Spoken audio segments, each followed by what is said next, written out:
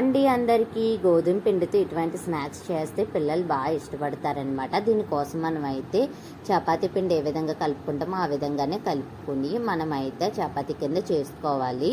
ఈ చపాతీ పిండి ఈజీగానే కదా మనం చేసుకుంటాం. కావాలంటే మనం ఈ పిండిలో వామ్ కూడా యాడ్ చేసుకోవచ్చు. నేనైతే చపాతీ కింద వామ్ వేయలేదు, వామ్ స్కిప్ చేసి చేశానమాట. ఇలాగా మీ దగ్గర ఏమైనా షేప్స్ ఉంటే ఆ షేప్స్లో కూడా మనం కట్ చేసుకోవచ్చు. నేను చాక్ తీసుకొని అయితే స్క్వేర్ టైప్లో కట్ చేసుకున్నాను.